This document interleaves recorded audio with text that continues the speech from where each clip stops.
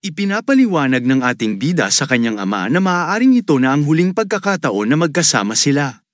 Inanyayahan niya ang heavenly demon na uminom kasama siya. Nang sinabi niya ito, biglang bumalikwas ang heavenly demon at umalis.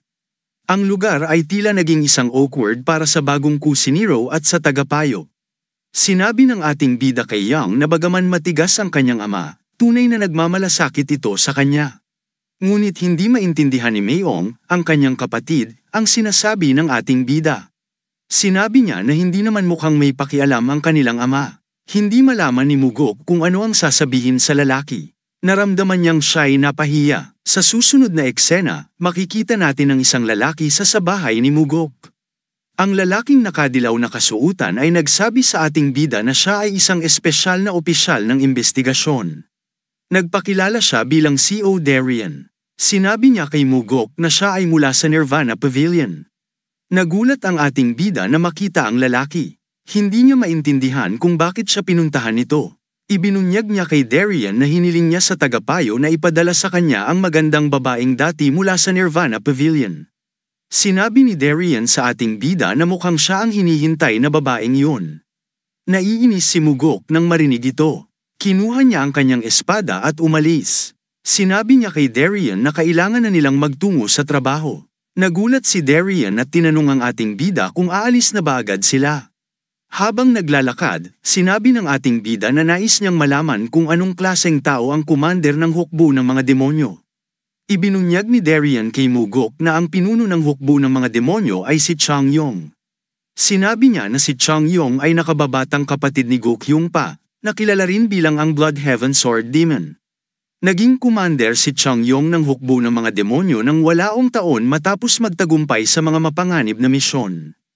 Umangat ang hukbo ng mga demonyo sa antas kung saan sila kinikilala ng lahat, parang isang liga ng hukbo. Napagtanto ng ating bida na mahusay ang hukbo ng mga demonyo sa kanilang mga gawain. Habang naglalakad, biglang huminto ang ating bida. Tinanong siya ni Darien kung may problema. Tinanong ni Mugok ang lalaki kung hindi niya balak imbestigahan ang korupsyon sa hukbo ng mga demonyo.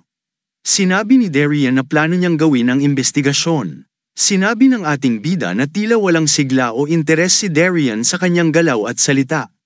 Ipinaliwanag ni Darien kay Mugok na ganoon ang kanyang ugali dahil sa kanyang paniniwala na walang magbabago kahit maungkat nila ang mga maling gawain ng mga demonyo. Nagulat ang ating bida sa narinig. Iniisip niya kung sinasabi ni Darien na walang magbabago hanggat hindi napapalitan ang mga namumuno. Humarap ang ating bida kay Darien at tinanong kung siya ba ay hindi natatakot. Sinagot ni Darien ang ating bida na hindi siya natatakot. Sinabi ni Darien na ang huling espesyal na opisyal ng investigasyon ay napatay habang nagsasagawa ng investigasyon. Ibinunyag ni Darien na ang nasabing opisyal ay ang kanyang direktang superior. Nabigla si Mugok sa narinig. Mabilis siyang humarap. Sinabi ng lalaki na ang kanyang superior ang nagturo sa kanya. Lalong nagulat ang ating bida nang makita niyang walang bakas ng kalungkutan sa mga mata ng lalaki. Sa susunod na eksena, dinala tayo sa Demon Dragon Court. Makikita ang dalawang malalaking lalaki na nagbabantay sa pasukan ng korte. Tinanong ng mga lalaki si Mugok at si Darien kung saan sila nanggaling. Ipinakilala ni Darien ang kanyang sarili bilang espesyal na opisyal ng investigasyon mula sa Nirvana Pavilion at hiniling sa mga lalaki na tumabi. Sinabi niya na may kailangan siyang gawin kasama ang commander ng mga demonyo. Nagulat ang ating bida sa kung gaano kagalang si Darien. Isa sa mga lalaki ay nagsabi kay Darien na hindi siya mukhang espesyal, kahit pa sinabi niyang siya nga ay espesyal. Sinabi ng isang kalbong lalaki kay Darien na hindi siya makakapasok maliban na lamang kung may pahintulot siya mula sa isang nakatataas. Binuksan ni Darien ang kanyang aklat at kinuha ang isang dokumento. Sinabi niya sa kanila na yun ay isang dokumento ng utos. Tinanong siya ng kalbo kung maaari siyang maghintay sa labas, at sinabi nito na iuulat niya ang sitwasyon sa kanyang superior. Sinabi ni Darien na huwag nang mag-aksaya ng oras, at ipinaliwanag niyang naroon sila para personal na makipagkita sa kanyang superior. Paalala ng isa pang lalaki kay Darien na hindi siya maaaring pumasok sa korte nang walang pahintulot mula sa nakatataas. Naiinis na si Darien sa narinig. Tinanong niya ang lalaki kung balak nitong harangin ng isang espesyal na investigador na may dalang dokumento ng utos. Sinabi ng kalbong lalaki na wala siyang pakialam, at kailangan niyang sundin ang kanilang mga alituntunin kahit pa siya ay isang espesyal na investigador. Nagulat si Darian sa narinig. Sinabi ng isa pang lalaki kay Darian na ang tanging bagay na may halaga sa kanya ay ang kanyang titulo bilang espesyal na investigador. Sinabi niya kay Darian na wala siyang kapangyarihan kung wala ang kanyang titulo. Sa sandaling sinabi ito ng lalaki, tinanong sila ni Mugok kung alam nila kung sino siya. Sinabi ng lalaki na alam nila ang kanyang pagkakakilanlan. Hindi makapaniwala si Mugok na magiging bastos ang dalawang lalaki sa kanya kahit na alam nila kung sino siya. Lumapit siya sa kanila at sinuntok sila sa kanilang mga ari ng mabilis. Hinawakan ng mga lalaki ang kanilang mga ari at bumagsak sa lupa. Nagulat si Darian sa nangyari. Sinabi ng ating bida kay Darian na huwag nang tumayo lamang doon at inutusan siyang ipakita ang daan. Nagulat ang lalaki sa narinig at mabilis na pumasok sa gusali. Sina Mugok at Darian ay hinarang ng mga miyembro ng Demon's Army. Naiinis si Darian sa nakita. Kinuha niya ang dokumento at tinanong ang mga lalaki kung sila ba ay bulag. Sinabi niya sa kanila na nakaharang sila sa isang opisyal na investigasyon. Sinabi niya sa kanila na tumabi na kung ayaw nilang makulong. Ngunit walang takot na ipinakita ang mga lalaki sa banta ni Darian. Habang nakatayo ang mga lalaki, may isang lalaking nagtanong sa kanyang nasasakupan kung saan nanggaling ang mga idiot na ito. Ipinakilala ni Darian ang kanyang sarili sa lalaki at tinanong ito kung sino siya. Nagpakilala ang malaking kalbong lalaki bilang si Godan, ang unang kapitan ng Corps ng Demon Army. Tinawag niya si Darian na Duce at tinanong kung sapat na ba ang kanyang pagpapakilala. Ginamit ni Darian ang frequency transmission para ipaalam kay Mugok na si Dan ay pangalawa sa command at kilala sa kanyang mga mapanganib na gawaing kriminal kahit sa loob ng Demon Army. Lumapit si Dan kay Darian at sinabing magsalita na. Nagulat si Darian sa sinabi. Sinabi niya sa malaking lalaki na siya ay isang espesyal na investigador mula sa Nirvana Pavilion na may dalang opisyal na utos. Tinanong siya ni Dan kung ano ang gagawin niya kung magsalita siya ng masama laban sa kanya. Ipinaliwanag ng lalaki kay Darian na siya at ang kanyang mga kasamahan ay maaaresto sa mga kasong pagsira sa investigasyon ng Nirvana Pavilion at pambabastos sa isang investigador. Nagsimulang magtawanan ang mga lalaki nang marinig nila si Darian na nagsabing aarestuhin niya sila, habang may seryosong ekspresyon sa kanyang mukha. Sinabi ng lalaki sa investigador na gusto niyang makita kung paano sila maaaresto. Nang marinig ito, lumapit si Mugok sa lalaki at sinabi na matagal na silang hindi nagkikita. Tinanong niya ang lalaki kung nagkita ba sila sa huling banquet. Hindi maintindihan ni Dan ang sinasabi ng ating bida. Bago pa makapagsalita ang lalaki, hinawakan ni Mugok ang kanyang kamay at pinisil ng mahigpit. Nagulat ang kapitan nang makita ang nangyari, na may seryosong tono sa kanyang boses. Sinabi ng ating bida sa kapitan na dumating sila upang makipagkita sa commander. Hiniling niya sa kapitan na tumigil na silang harangin at hayaan na silang makadaan, gamit ang frequency transmission. Sinigurado ni Mugok sa kapitan na mawawala ang kanyang kamay magpakailanman kung susubukan pa nitong hamarang. Gamit din ng frequency transmission, sinabi ni Dan sa ating bida na may ilang tao na naniniwalang hindi sila tinatablan ng mga patalim dahil sa kanilang maharlikang lahi. Tinanong ni Mugok ang lalaki kung naniniwala itong kaya pa niyang gamitin ang kanyang espada gamit ang kamay na yon. Sumagot si Dan na maaari nilang subukan, at sinabi niyang gusto niyang makita kung kaninong kamay ang mabibigo. Sinabi niya kay Mugok na gustong niyang malaman kung alin ang mabibigo, ang kanyang kamay o ang kamay ng ating bida. Sa hindi inaasahang pagkakataon para sa kapitan, kinailangan nitong hayaang makapasok sina Mugok at Darian.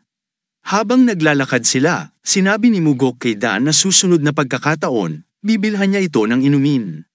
Nagtaka ang kapitan sa narinig. Habang umaakyat sa hagdan, tinanong ni Darian ang ating bida kung kilala niya ang kapitan noon pa.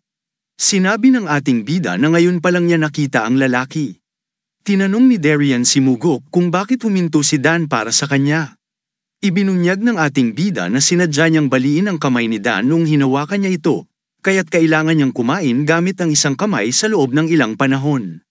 Nagulat si Darian sa narinig, ngunit sinabihan siya ng ating bida na huwag siyang mag-overreact. Hiniling niya kay Darian na pangunahan sila, Kaya't mabilis na naglakad si Darian at sinabing ang opisina ng commander ay nasa ika-7 palapag. Pagdating nila sa harap ng 3 lalaking nagbabantay sa pasukan, sinabi ng isang lalaki na hindi sila maaaring pumasok sa opisina ng commander maliban kung may appointment sila. Nagulat ang ating bida at si Darian sa narinig. Tinanong ni Mugok ang mga lalaki kung hindi pa ba sila napapagod sa kanilang mga kalokohan. Lumapit siya at tinanong ang mga ito. Sinabi ng leader na hindi sila maaaring magbigay daan. Kinuha ng ating bida ang dokumento ng utos at ipinakita sa lalaki. Sinabi niya na hinaharangan nila ang utos ng langit sa kanilang pagharang. Kinakabahan ang mga lalaki nang marinig ito. Sinabi ni Mugok sa lalaki na maaari silang hamakin, ngunit hindi nila maaaring hamakin ang dokumento. Tinanong niya sila kung ayos lang ba sa kanila na hamakin ang mismong pinuno. Hindi malaman ng mga lalaki kung ano ang sasabihin. Nanginginig sila sa takot at kahihiyan habang sinabi ng kanilang commander na hayaang makapasok ang ating bida. Pagpasok nila, nakita nilang nakaupo ang isang matandang lalaki sa isang upuan. Malugod siyang tinanggap ni Chaoyong, ang commander ng hukbo ng mga demonyo, at ngumiti sa ating bida. Sinabi ni Chaoyong na huwag magalit ang ating bida sa pagiging bastos ng kanyang mga tauhan. Inamin niyang medyo ignorante ang kanyang mga tao. Nagulat si Mugok nang makita ang demonic army, at naramdaman niya ang isang hindi pangkaraniwang lakas mula sa commander.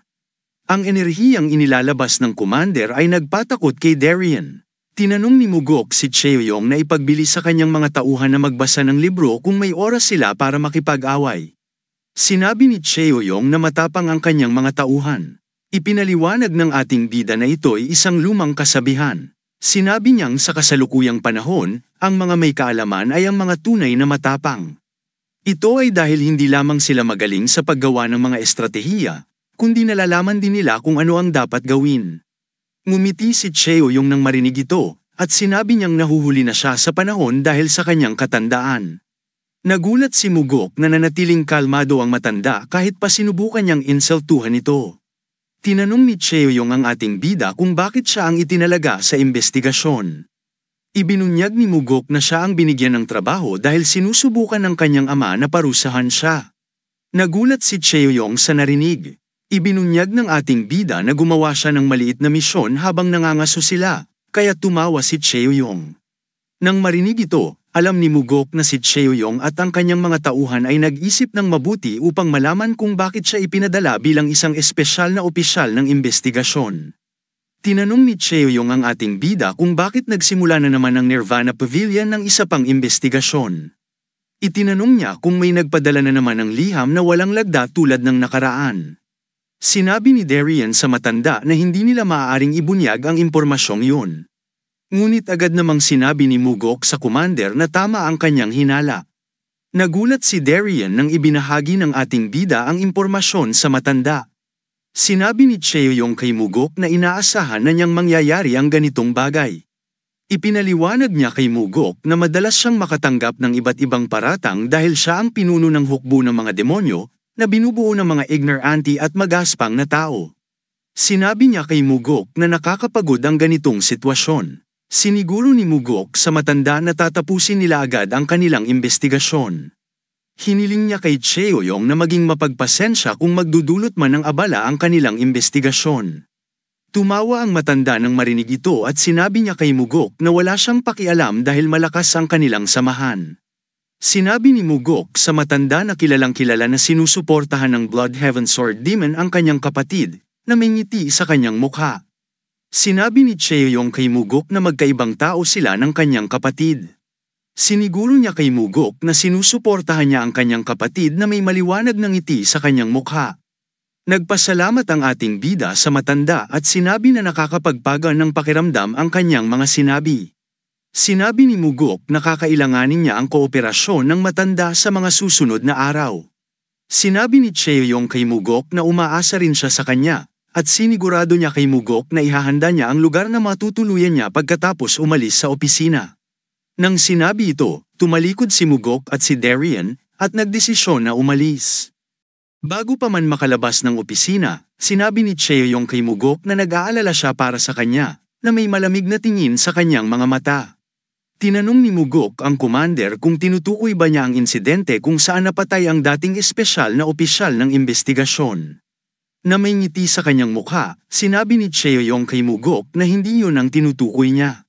Sinabi niya na hindi ipapadala ng Heavenly Demon ang kanyang anak sa hukbo ng mga demonyo para lamang mamatay.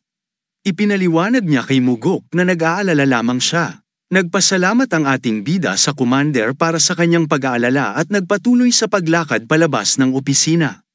Habang tinitingnan ni Cheoyong si Mugok, malamig ang kanyang tingin.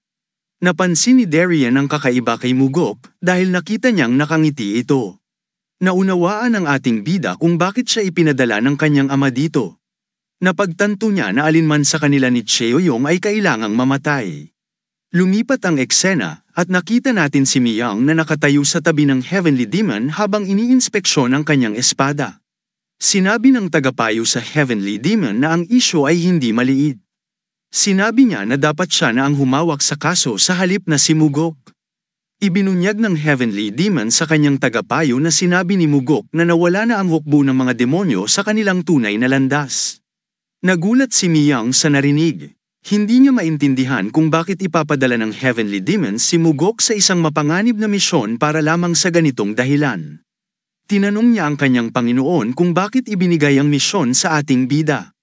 Habang tinitingnan ng kanyang espada, sinabi ng Heavenly Demon sa kanyang tagapayo na dapat patunayan ng kanyang anak ang kanyang mga salita sa pamamagitan ng aksyon. Nagulat si Miyang sa narinig, ngunit tila naintindihan na niya ang kanyang Panginoon. Muling nagbago ang eksena at nakita natin ang isang patay na ibon na nakasabit sa pasilyo ng hukbo ng mga demonyo. Nagulat ang mga miyembro ng hukbo ng mga demonyo nang makita ang ibon. Hindi nila maintindihan kung bakit ibiniti ng mga investigador ang isang patay na uwak sa kanilang pasilyo. Ilan sa mga tauhan ay tinawag sina Mugok at Darian ng mga duwag habang sumisigaw sa kanila. Isang malaking lalaki na may peklat sa mukha ang nagsabi sa ating bida na ang patay na uwak ay masyadong maingay. Tinanong ni Mugok ang lalaki kung sino siya. Ipinakilala ng malaking lalaki ang kanyang sarili bilang si Jane Ho, ang ikatlong kapitan ng hukbo ng mga demonyo na may galit sa kanyang mukha. Habang gumagamit ng frequency transmission, ipinahayag ni Darian kay Mugok na kilala si Jane Ho bilang ang may pinakamalakas na kakayahan sa martial arts sa mga kapitan ng hukbo. Kilala rin siya sa kanyang masamang ugali. Tinanong ni Mugok ang kapitan kung may reklamo siya. Sumagot si Jane Ho at itinuro ang uwak, at tinanong si Mugok kung bakit niya isinabit ang isang bagay na napakahalaga sa isang lugar kung saan maraming tao ang dumadaan, na may ngiti sa kanyang mukha. Ipinaliwanag ni Mugok na may nagtapo ng uwak sa kanyang kama habang siya ay natutulog, kaya isinabit niya ito dahil inakala niyang bahagi ito ng isang tradisyonal na kultura. Sinabi ng kapitan na dapat ay pinarusahan na lang ni Mugok ang taong naglagay ng uwak sa kanyang kama kaysa gumawa ng ganitong kakaibang bagay. Nang marinig ito, tumitig si Mugok sa lalaki at ngumiti. Sinabi niya na magsisimula siya sa kanya. Nagulat si Jane Ho at tinanong kung ano ang ibig sabihin ni Mugok. Ipinaliwanag ni Mugok na sisimulan niya ang investigasyon sa kanya. Laking gulat ng kapitan. Tinanong niya si Mugok kung bakit siya ang pinili. Inutusan ni Mugok si Darian na kolektahin lahat ng talaan ni Jane Ho, mula sa kanyang mga gawain, pinansyal na transaksyon, hanggang sa lahat ng kanyang mga galaw. Sumagot si Jane Ho na wala namang kapangyarihan si Mugok na gawin ito. Ngunit muli siyang tinignan ng ating bida at sinabing may kapangyarihan siya upang gawin iyon. Sa sandaling marinig ito, tinadyakan ni Jane Ho ang lupa sa galit. Sinabi ni Mugok sa kapitan na malaya siyang magalit, pero huwag niyang kalimutan na maaaring kasuhan siya ng pagtataksil kung hahadlangan niya ang kanilang investigasyon. Agad na lumapit ang mga tauhan ni Jane Ho at sinubukan siyang pigilan. Nagmakaawa sila na itigil na niya. Habang pinipigilan siya ng mga tauhan, sinabi ni Mugok na magsisimula ang investigasyon sa kanya. Na may galit sa kanyang mukha, sumagot si Jane Ho na tatapusin niya ang lahat ng ito. Lumipat ang eksena at nakita natin ang mga investigador kasama si Jane Ho sa isang silid. Matapos titigan ng kapitan ng ilang sandali, tinanong siya ni Mugok kung hanggang kailan niya susubukan ang kanyang pasensya. Tinatanong ni Jane Ho kung ano ang ibig sabihin nito. Ibinunyag ni Mugok na si Jane Ho ang taong nagpadala ng liham na walang lagda. Nagulat si Darian sa narinig at hindi makapaniwala na ang kapitan ang nagpadala ng liham. Hindi niya maintindihan kung paano nakarating si Mugok sa ganitong conclusion. Tinanong ni Jane Ho si Mugok kung ano ang sinasabi nito. Nang makita ni Jane Ho ang tiwala ni Mugok, tinanong niya si Mugok kung paano niya nalaman. Ipinaliwanag ni Mugok na sangkot si Jane Ho sa insidente kahapon, kahit na hindi niya kinakailangang gawin yon. Inihayag niya na ginawa ito ni Jane Ho upang maiwasan ang hinala mula sa kanyang commander. Inamin ni Jane Ho na tama si Mugok. Ipinaliwanag ng ating bida na may kontrol si Jane Ho sa karamihan ng mga tauhan ng kanyang grupo.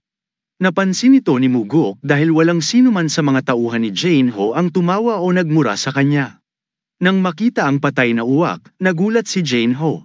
Ibinunyag ni Mugok na talagang nag-aalala ang mga tauhan ni Jane Ho para sa kanya at pinigilan siyang gumawa ng mga kabalbalan.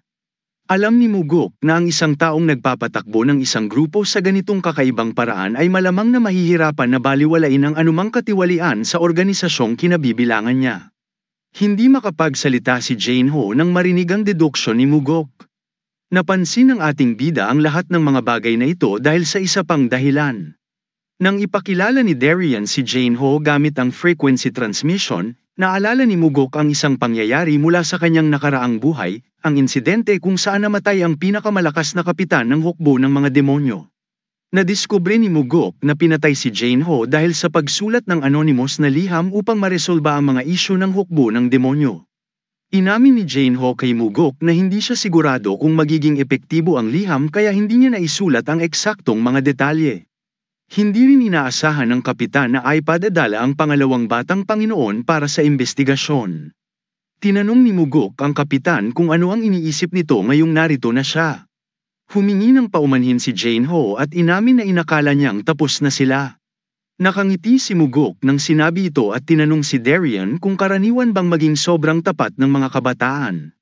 Hindi naintindihan ni Darian ang ibig sabihin ni Mugok, kaya ipinaliwanag niya na mas matanda pa siya at si Jane Ho kaysa sa kanya. Nang biglang maalala ni Mugok na bata pa siyang muli, humarap siya kay Jane Ho at tinanong kung ano ang nangyayari sa hukbo ng mga demonyo. Ibinunyag ng kapitan kay Mugok na ginagamit ng kanilang commander ang hukbo ng mga demonyo para sa personal na pakinabang. Sinabi ni Jane Ho na tumatanggap si Cheoyong ng bayad para sa mga kahilingan ng pagpatay at ginagamit niya ang kanyang kapangyarihan para rito. Labis na nagulat sina Mugok at Darian sa kanilang narinig. Hindi inasahan ni Mugok na gagawin ni Cheoyong ang ganitong klaseng kalokohan. Alam ni Mugok na malaking kasalanan na ang paggalaw ng commander sa mga martial masters bilang mga kasangkapan, ngunit mas malala pa ang paggamit nito para sa pinansyal na pakinabang. Tinanong ni Darian kung paano nagagawang gawin ni Cheoyong ang ganitong mga bagay. Ipinaliwanag ni Mugok na nagagawa ito ng commander sa pamamagitan ng pag-aayos sa bilang ng mga kasapi sa hukbo ng mga demonyo. Sinabi niya kay Darian na malamang na ang unang core ang siyang gumagawa nito. Nagulat si Jane Ho nang malaman ni Mugok ang tungkol dito at tinanong kung paano niya ito nalaman. Inamin ni Mugok na natukoy niya ito mula sa kanilang reaksyon. Ayon kay Mugok, ang mga kasapi ng unang core ang unang hamarang sa kanila at sila rin ang pinakamatindi sa pagmamura sa kanila matapos makita ang patay na uwak. Tinanong ni Mugok si Jane Ho kung paano niya nalaman na ang unang core ang nasa likod nito. Nalungkot si Jane Ho sa tanong na iyon. Ibinunyag niya na ang martial artist na nagpakamatay matapos patayin ng naunang espesyal na investigador ay kaibigan niya. Ang martial artist din ang unang nagsulat ng anonymous na liham. Tinanong ni Mugok si Jane Ho kung gaano sila kalapit ng kaibigan niya, gamit ang isang seryosong tono. Ipinaliwanag ng kapitan na sabay silang sumali ng kanyang kaibigan sa kulto at itinuturing niya itong parang pamilya. Tinanong ni Mugok kung sino sa tingin ni Jane Ho ang pumatay sa kanyang kaibigan. Ipinahayag ni Jane Ho na malamang na ang kanyang commander ang nagbigay ng utos at personal na pinatay ni Kapitan Godane ang kanyang kaibigan. Kung totoo ang sinabi ni Jane Ho, nakaharap sila sa isang malawakang kaso ng katiwalian na kinasasangkutan ng commander ng hukbo ng mga demonyo. At ang buong unang core ay dahil kay Cheoyong, na walang pag-aalinlangan sa pagpatay sa isang investigador. Nagtaka si Mugok kung talagang hindi alam ng kanyang ama at ng tagapayo ang tungkol sa kaso. Alam ni Mugok na ang Heavensley Demon at ang tagapayo ay may ideya na sa mga pangyayari. Sa isang punto, alam ni Mugok na ipinadala siya rito ng kanyang ama para sa kadahilanang ito. Kaya hindi makapaniwala si Mugok na sinusubok siya ng kanyang ama upang makita kung kaya niyang lutesin ang insidente, kahit palaban sa commander ng hukbo ng mga demonyo. Sinabi ni Mugok sa kapitan na nakatagpo siya ng isang mabuting kaibigan. Sinagot ni Jane Ho si Mugok na dapat may ginawa siya nang mamatay ang kanyang kaibigan, kung talagang isa siyang mabuting kaibigan, may lungkot sa kanyang mga mata. Pinuri ni Mugok si Jane Ho sa kanyang tapang. Nagulat si Jane Ho nang marinig ito at nagsimula siyang umiyak. Habang pinapanood ni Mugok si Jane Ho na umiiyak, naramdaman niyang may pag-asa pa sa kanilang nawalang landas ng hukbo ng mga demonyo. Habang tinitingnan si Jane Ho, nagmuni-muni si Mugok na nais niyang lumikha ng isang mas makataong lugar, kung saan ang mga taong tulad ni Jane Ho ay may lalagay sa mahahalagang posisyon. Bagaman namatay si Jane Ho sa kanyang nakaraang buhay, tiniyak ni Mugok sa sarili na hindi niya hahayaang mangyari ulit iyon. Ito ay dahil ang pangunahing dahilan kung bakit siya nagsisisi ay upang mailigtas ang mga taong nararapat.